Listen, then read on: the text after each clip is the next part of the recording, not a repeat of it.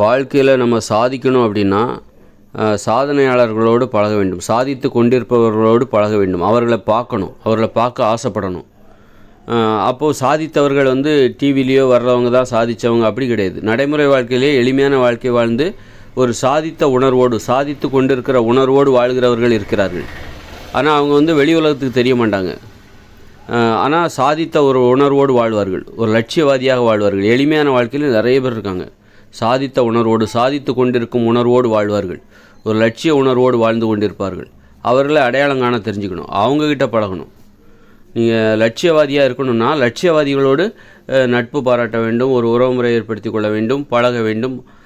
அந்த மாதிரி ஆட்களை பார்க்கணும், அடிக்கடி பார்க்கணும், அடிக்கடி பேசணும். இந்த பிழைப்புவாதிகள் இருக்காங்க பாருங்கள், எந்த லட்சியமே இல்லாமல் சோம்பேறிகள், அவங்கக்கிட்ட பழகக்கூடாது. அதுக்காக அவங்கள நீங்கள் பகிச்சிக்கவும் வேண்டிய அவசியம் கிடையாது. அந்த மாதிரி சாதாரண வாழ்க்கையிலேயே லட்சியவாதிகள் இருப்பாங்க. அப்புறம் எல்லாத்துக்கும் தெரிந்த சாதனையாளர்கள், சாதித்து கொண்டிருப்பவர்கள், அவர்களிடம் போய் பழகணும், அவர்களை பார்க்கணும். அது மாதிரி பார்க்கும்போது நமக்கு ஒரு வேகம் வரும், நம்மளும் சாதிக்கணும் அப்படிங்கிற அந்த வேகம். அதை அப்போ அடிக்கடி நம்ம சந்திக்கும் போது அடிக்கடி அந்த உணர்ச்சி நமக்கு வரும். சாதனையாளர்கள் அவங்க கூட பழகாமல், அவங்கக்கிட்ட நெருங்காமல், அவங்கள பார்க்காம நம்ம அந்த சாதிக்கணுங்கிற அந்த உணர்வை அவ்வளோ ஈஸியாக பெற முடியாது. இன்னும் அது பன்மடங்கு அது நம்மளை தூண்டி விட்டுக்கிட்டே இருக்கும். ஒரு தூண்டுதல் என்பது தேவை. இந்த இயந்திர அறிவியலில் நாம் சாதிக்கணும்னா அதுக்கு ஒரு தூண்டுதல் தேவை. அந்த தூண்டுதலை நாம் பெறுவதற்காக சாதனையாளர்களை போய் பார்க்கணும், சாதித்து கொண்டிருப்பவர்களை போய் பார்க்கணும், அவங்ககிட்ட பேசணும், பழகணும். அந்த மாதிரி டெய்லி அது ஒரு தொடர்பை ஏற்படுத்திக்கணும். அப்போ நம்ம சாதிப்பது என்பது கண்டிப்பாக அது நடக்கும். அடிக்கடி ஏதாவது இந்த பொதுக்கூட்டங்கள், அதெல்லாம் பொதுக்கூட்டங்கள்னால் உங்களுடைய கொள்கையோடு தொடர்புடைய பொதுக்கூட்டங்கள், அதெல்லாம் அந்த நிகழ்ச்சிகளெல்லாம் போய் அடிக்கடி கலந்துக்கிட்டு அது மாதிரி மேடையில் பேசுகிறாங்களா அதெல்லாம் நல்லா கவனிக்கணும். மேடையில் பேசுகிறவர்களை பொறுமையாக கவனிக்கணும். அவங்க எப்படி பேசுகிறாங்க, ஒவ்வொருத்தரும் எப்படி பேசுகிறாங்க, என்ன விஷயத்தை பேசுகிறாங்க அப்படின்னு சொல்லிட்டு அந்த மேடையில் பேசும்போது அவர்களுடைய பேச்சுக்களை நல்லா கவனிக்கணும், நல்லா கேட்கணும். அதில் அந்த கேட்க பழகிட்டிங்கனாலே சிலருக்கு மேடையில் பேசும்போது ரொம்ப போர் அடிக்கும், மேடையில் பேசுகிறத கேட்குறதுக்கு ரொம்ப போர் அடிக்கும். அது மாதிரிலாம் இருக்கவே கூடாது. மேடையில் என்ன பேசுகிறாங்க, மேடையில் அது ஒரு இலக்கிய மன்ற கூட்டமாக இருக்கலாம், இலக்கிய கூட்டமாக இருக்கலாம், ஒரு புத்தக வெளியீட்டு விழாவாக இருக்கலாம், ஏதோ ஒரு நிகழ்ச்சி, நிறைய நிகழ்ச்சி இங்கே நடந்துக்கிட்டே இருக்குதுல்ல, அந்த மாதிரி ஒரு நல்ல பயனுள்ள ஒரு நிகழ்ச்சி இங்கே நடக்குது அப்படின்னா அந்த மேடையில் பேசுகிறத நல்லா கவனிக்கணும். மேடையில் பேசுகிறாங்களோ அதை நல்லா கவனிக்கணும்.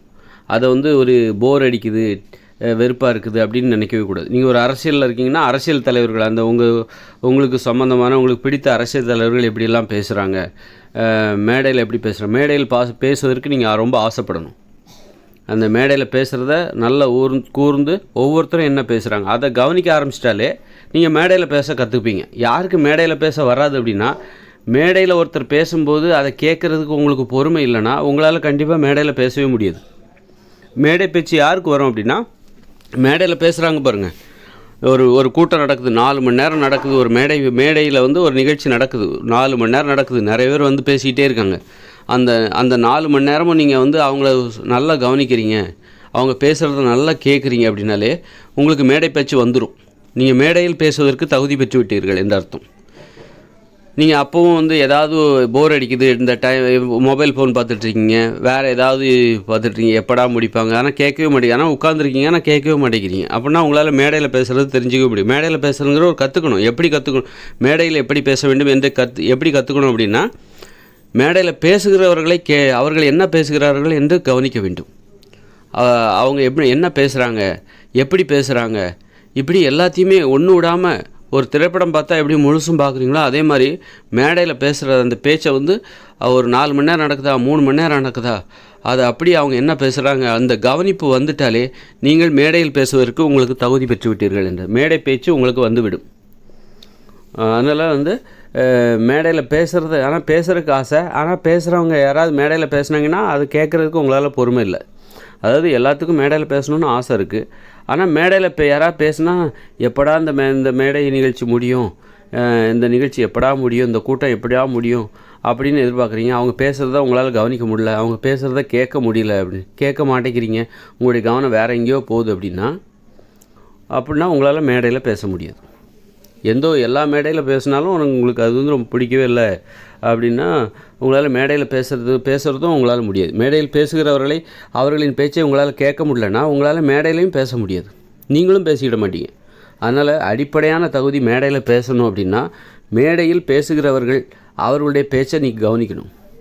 ஒன்று விடாமல் ஒவ்வொருத்தரும் எப்படி பேசுகிறாங்க பொறுப்பாக உட்காந்து கவனிக்கணும். அப்படி கவனிச்சிட்டிங்கனாலே நீங்கள் மேடையில் பேசுவதற்கு தகுதி பெற்று விட்டீர்கள் என்று பொருள். நீங்கள் சாதித்து விடுவீர்கள். மேடையில் பேசுவதை கவனிக்க வேண்டும், மேடையில் பேச வேண்டும். இந்த 2 இது இருந்தாலே நீங்கள் வந்து ஒரு லட்சியவாதியாக சாதனை செய்வதற்கு தகுதி பெற்று விட்டீர்கள் என்று நாம் உறுதியாக நம்பலாம் உங்களை.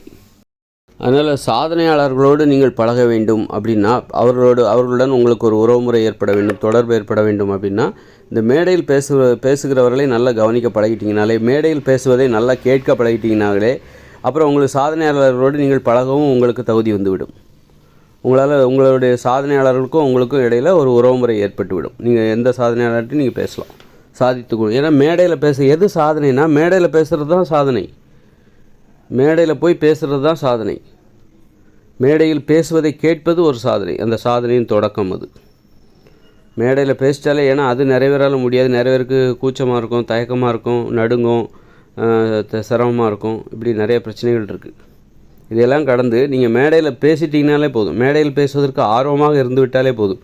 மேடையில் பேசுகிறவர்களின் பேச்சை நல்லா கேட்கணும், அதுக்கு தகுதி, அடிப்படையான தகுதி. மேடையில் பேசுகிறவர்களை நல்லா கேட்கணும், அவர்கள் என்ன பேசுகிறார்கள் அதுபோன்று அவங்கள கவனிக்கணும். என்ன தான் பேசுகிறாங்க, எப்படி தான் பேசுகிறாங்க அப்படின்னு நல்லா கவனிக்க ஆரம்பிச்சிட்டாலே நீங்கள் கற்றுக்க ஆரம்பிச்சிட்டிங்கன்னு அர்த்தம். மேடையில் பேசுவதை கற்றுக்கொண்டு இருக்கிறீர்கள், கற்றுக்க ஆரம்பிச்சிட்டிங்க, கற்றுக்கிட்டே இருப்பீங்க. அப்போ நல்லா சிறப்பாக பேசிடுவீங்க. அப்புறமா நல்லா சாதிக்கவும் ஆரம்பிச்சிருவீங்க. சாதனையின் தொடக்கமே அதுதான். மேடையில் பேசுகிறவர்களின் பேச்சுக்களை கேட்பது, நல்லா கவனிப்பது, அதுதான் சாதனையின் தொடக்கம்.